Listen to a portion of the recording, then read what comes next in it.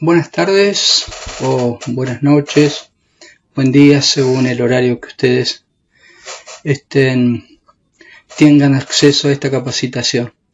Hoy vamos a ver desde el programa de capacitación el tema de medio ambiente que tiene que ver con el uso eficiente, el uso controlado del consumo de agua. Es un tema muy importante, sobre todo considerando las condiciones que vive nuestra región con respecto a la escasez de agua, ¿no? Entonces, vamos a ver cuáles son las buenas prácticas ambientales que nos ayudarían a hacer mucho más eficiente el uso del agua. Ante todo, tener alguna información general, como por ejemplo saber que en los océanos nosotros tenemos el 97% del volumen total de agua y otro 26% es agua helada, lo que da que, nosotros de ese 97%, un 2% agua helada y solo un 1% es agua potable, nos permite inferir que realmente el acceso al agua potable es muy escaso. Estamos hablando a nivel general, ¿no? ¿Por qué? Porque el 90% del suministro de agua potable del mundo proviene justamente de ese porcentaje mínimo y es agua subterránea. De allí la importancia de controlar los vertidos de aceite, productos químicos o sustancias peligrosas que pueden contribuir a la contaminación de esta agua subterránea. Convengamos también que el agua está desigualmente repartida porque la mitad de la población mundial no tiene acceso a un sistema de suministro de agua potable. Entonces, de allí la importancia de reducir el consumo de agua y cuidar este recurso que es realmente muy escaso. Si nosotros desde nuestra práctica habitual contribuimos al deterioro de los ríos, arroyos, lagos y con un movimiento incontrolado de residuos industriales que van justamente a parar como desechos a estas fuentes de agua, el volumen y la calidad de agua cada vez va a ser más negativa para el uso humano. Para millones de personas, entonces, disponer de agua potable pasaría a ser prácticamente un lujo a medida que se va reduciendo la posibilidad de captación de agua de buena calidad. Fíjense ustedes que según Naciones Unidas, actualmente una quinta parte de la población mundial no tiene acceso directamente al agua potable. Y la proyección es que en menos de 20 años los países con falta de agua concentrarán prácticamente las 2/3 partes de los habitantes del planeta. Realmente la perspectiva no es muy buena, ¿no? Si nosotros hacemos un poco de memoria de la época de estudiante, vemos que el ciclo del agua es permanente. ¿Por qué? Porque recordemos que las fuentes de agua evaporan permanentemente.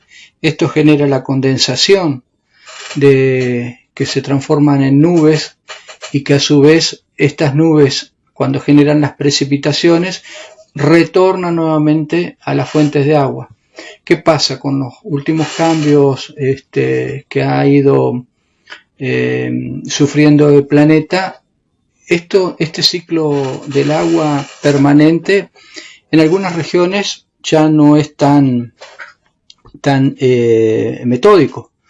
Entonces comienzan a aparecer zonas cada vez más con mayor falta de agua por falta de lluvias, ¿no? ¿Cómo es la disponibilidad del agua? Les decía yo que alrededor del 97% del agua está en los mares, o sea que es agua salada. Esta agua salada no se puede usar para beber ni para la agricultura ni para gran parte de los usos industriales. Es cierto que se ha avanzado mucho y hay muchas regiones países que están aprovechando el agua salada con plantas desalinadoras, pero todavía es incipiente, y si fuese masivo, nosotros acá en nuestra región, nuestra zona del Golfo, que tenemos gran escasez de agua, las plantas estas tendrían que estar funcionando y ser habituales, pero todavía no es una metodología para obtener agua que sea de la más utilizada.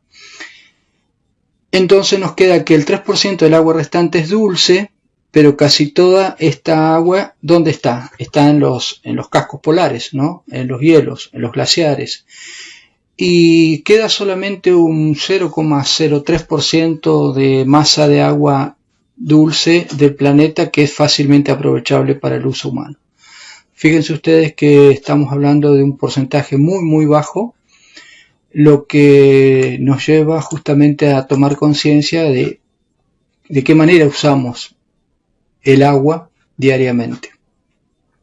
Yo les voy a mostrar un cuadro a continuación que nos da una idea sobre esto que venía dándoles yo como charla inicial, información real de cuánto es el uso de agua por habitante por día en una ciudad. Esto está estimado en litros por persona por día y según los usos. Por ejemplo, el depósito de inodoro, litros por día diario por persona, 38 litros. En la ducha, cada persona utiliza 65 litros de agua. En el consumo de cocina y en limpieza de enseres domésticos, 7 litros por día. En la limpieza en general, que hace a la limpieza de la casa y lavado y tal, 10 litros. Luego, los lavavajillas, por ejemplo, gastan por día 38 litros de agua. El lavarropa, 42.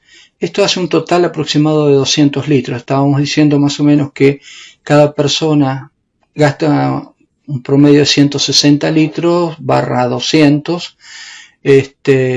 Entonces, si miramos los porcentajes en el uso, la ducha de esos 200 litros gasta el 32%, con 65 litros diarios en cada proceso de ducha.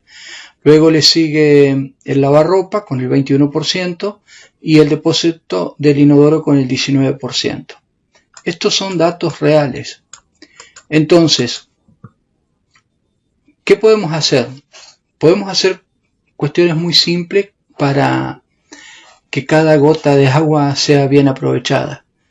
Por ejemplo, el goteo continuo de una canilla doméstica de agua, si no se arregla, lleva un consumo de 48 litros diarios, lo que hace a unos 2.000 litros al año. El goteo de una canilla que pierde una gotita. Las filtraciones en depósitos de inodoros, lavamanos y cañerías llevan una pérdida promedio entre 300 y 700 litros de agua por día. Si seguimos buscando información, vemos que al presionar el botón de depósito de inodoro se pierden más de 10 litros en cada acción. Y le decía entonces que una canilla abierta mientras nos lavamos los dientes supone enviar 19 litros de agua sin utilizar al desagüe, lo mismo que enjabonarse con la ducha abierta conlleva una pérdida promedio de 20 litros de agua por minuto. Realmente hay que hacer reaprender a utilizar el agua, hacer un consumo mucho más eficiente, porque podemos ver en este cuadro cómo es la pérdida de agua en actividades domésticas versus lo que sería un consumo eficiente. Por ejemplo, una ducha de 10 minutos, consumo habitual entre 100 y 200 litros de agua. El consumo eficiente sería 80 litros de agua. Una canilla goteando en un día consume entre 100 y 200 litros. El consumo eficiente debería ser 0. ¿Por qué? Porque esa canilla no debería gotear. Afeitarse con el agua sin parar, 80 litros. Y el consumo eficiente, 2 litros. La descarga del inodoro un consumo habitual ronda entre 20 y 25 litros y el consumo eficiente debería ser 10 litros. Y una tarea que es diaria, habitual, muy doméstica, cepillarse los dientes con el agua sin parar. El consumo habitual son 7 litros que se van al desagüe y el consumo eficiente debería ser 2 litros. Realmente con ver esta tabla nos damos cuenta que todos podemos contribuir a mejorar el consumo y con estas buenas prácticas ambientales reducir el consumo de agua sin realizar grandes inversiones. Solamente con reparar las fugas de agua, con controlar el estado de nuestras cañerías, el estado de las canillas, de los grifos. El grifo monocomando, por ejemplo, reduce en más del 50% el consumo de agua. Y esos aireadores que vemos muchas veces, o que perlizadores que mezclan agua con aire, sobre todo lo vemos en los baños, las estaciones de servicio, reducen entre un 30 y un 60% el caudal real. Y son muy útiles para instalarlo en la cocina o en el baño. Luego podemos generar mejores prácticas, por ejemplo, en actividades como el lavado manual del vehículo. Si lo hacemos con una esponja, con balde, consumimos 50 litros de agua contra 500 litros si se deja fluir el agua con la manguera libremente. El uso en parques y jardines del riego por aspersión o riego por goteo permite también un importante ahorro de agua. ¿De qué estamos hablando entonces? Que con estas prácticas diarias, habituales, en el uso del agua, nos permite hacer un uso racional de un recurso que es cada vez más escaso, y de eso acá en Comodoro y su zona de influencia sabemos realmente, porque el ciclo natural de renovación no alcanza para cubrir las demandas cada vez más crecientes y sobre todo para paliar el derroche y la contaminación que genera el hombre. Un aporte mínimo que podemos hacer para transformar esta realidad es con estas buenas prácticas ambientales en la vida diaria y evitar el derroche sobre todo de agua. Es cierto que a veces no nos damos cuenta de la cantidad de agua que malgastamos, y sobre todo porque pareciera que hay mucha agua y que no tiene costo, ¿no? O sea, cuando tenemos un medidor de agua que nos mide cuántos metros cúbicos consumimos mensualmente y tenemos que ir a pagar el agua junto con la factura de luz, ahí nos damos cuenta realmente de que podemos reducir el consumo, o que estamos malgastando o que estamos derrochando. Por eso es importante el uso de medidores de agua, porque a veces la única manera que uno entiende es cuando tiene un costo o cuando duele en el bolsillo, ¿no? el consumo. Así que la charla de hoy tiene que ver con medio ambiente, pero sobre todo con estas cuestiones que no son solamente aplicables, como les digo muchas veces, para el lugar de trabajo, para nuestra actividad diaria laboral en la empresa, nuestro lugar de trabajo, sino totalmente aplicable a nuestro entorno familiar y personal. Bien, entonces, como siempre, a partir de este encuentro vamos a tener un test de comprensión donde le vamos a pedir que cumplan en tiempo y forma con la respuesta para tener como evidencia del cumplimiento de este tema del programa de capacitación. Muchas gracias y estamos comunicándonos en el próximo tema del programa. Gracias.